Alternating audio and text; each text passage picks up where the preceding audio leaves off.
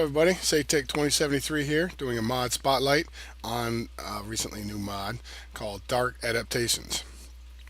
This mod is very new, so it's limited on some of the things it has. It does have a custom biome and called Tarn Quag, which is pretty cool. It looks like swamp-like with some oak trees and also some jungle trees. We can go fly around and take a look at some of these. This has some mushrooms in there and some jungle wood, like I said. And then obviously it's got some oak wood in here. So it's pretty good. It's not too bad. Now I know that the only creatures that spawn in here are Endermen at night and slime. Everything else has been disabled in this biome. If you do get some random creatures in here, it's because they've wandered in from other biomes. Alright, let's get down to the other bits and juicy parts of this mod. And there is some Tarn iron ore, Tarn glow rock. Now the glow rock does spawn only in the nether, which is kind of cool. And then there's the amethyst ore, Tarn floor constructor. Now I'll show you that here in a little bit. It's pretty cool and slick how it works. And then obviously the block of amethyst. So when you have your amethyst and you need to store it, you make a block of it. The few weapons and tools that we have is a Tarn wand, Tarn great wand, Tarn great sword, Tarn sword, and then the Tarn pickaxe, Tarn axe, Tarn shovel. Now I know the hoe is supposed to be implemented and a few other tools as well. There's a Tarn stick, which is just basically like your regular wooden sticks, just happen to be made out of this.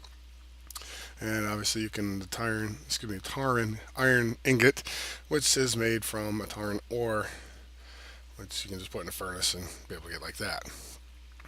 It is added to the ore dictionary, so you should be able to use it with compatibility with other mods. Alright, the Great Wand is pretty cool. It does have some neat little features to it. I could do it here in survival and show you a few things. And so what we'll do is we'll show you what that looks like here in just a sec. Whoops, let's see here. We need let's get a couple test subjects, shall we? Let's figure out how that's going to work there, because this will be pretty sweet. Alright, we'll spawn in a couple cows. And, here. Now, if you notice on it, it says this weapon has been used 0 times. Right click to send them up in the air. That's kind of cool. Alright, right click, and that sends it up in the air. And it kills it as it comes down. And you get some leather and cooked beef. Check it again. It says it's been used 1 time. Now, when you use it 5 times, and that's 3. And now, if you notice, the texture on the Great Wand has changed. Right click to set them up in the air. The weapon is charged. After 5 times right clicking on it, it will charge the weapon.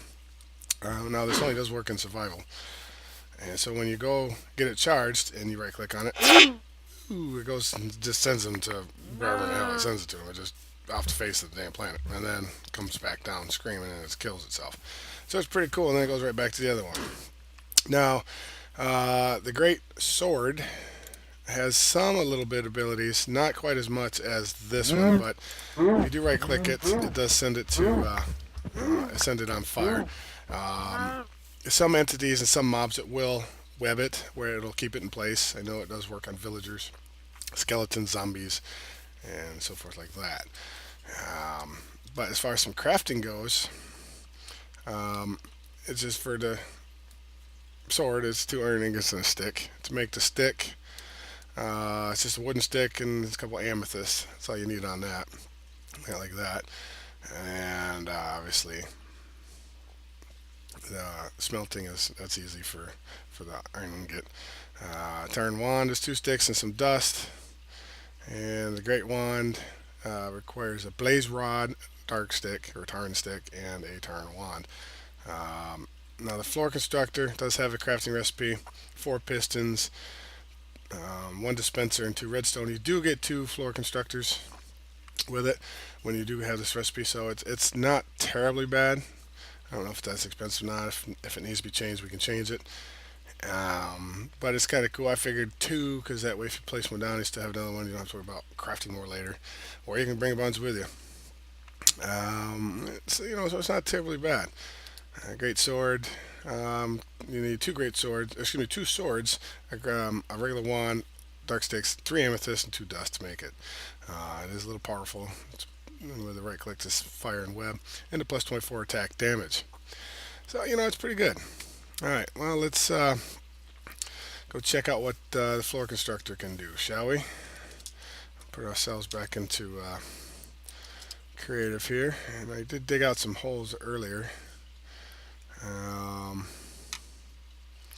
So we could go check that out. Why did I do those? I know around here somewhere. Alright, oh, they're there. By the cow. Alright, we'll just go flying down here for a minute. Whee! Alright, look at that.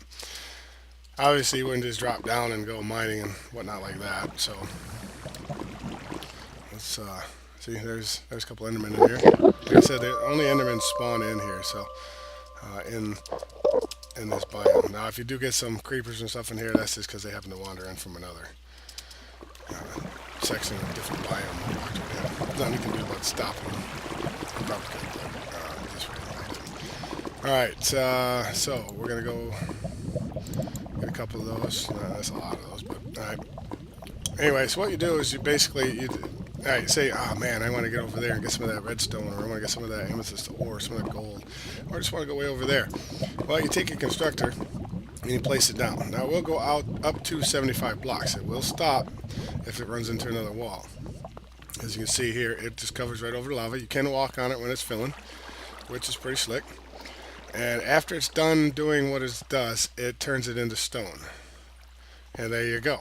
Now, it only does put one layer down, so if you accidentally mine through it, you will go through there again. Now, it's really kind of cool. You don't have to do it above lava or right on lava. It will work in lava, or you can just do it on that one level like that. Like I said before, it does go out. Now, if you break a block like that, you should be able to get through. It's not a problem, as you can see here. It's kind of cool. It's not terribly bad. It's pretty cool. I like it. Depending on where it is, you could go like that, or if you wanted, you do need to. You want to get under the obsidian, because I know some people always like to do that. See, it will fill underneath it, because sometimes when you're doing obsidian, then you get the dang lava and it drops down. That's a pain in the ass. So if you want, dig it down one level, put down the thing, and then you can do all your obsidian on here, and you won't have to worry about it dropping through. It's pretty slick, when you got that stone. So I think it's pretty cool. I really enjoy it. So I think it's pretty useful. Obviously, we're going to add more blocks, more machines, some custom furnaces, different little things. Eventually, we're going to introduce dimensions, more biomes, and a power type system. Have some dark power or whatnot like that. It's pretty cool. Different changes here and there going on. So other than that, it's not too bad. If you like it, cool. Try it out. Tell me what you think. Tell us what everybody else thinks about it. Check out the comments below and if there's any. And we'll see how it goes. Like I said, it's a new mod. I hope you enjoy it, and we'll see you in the future. Thanks again.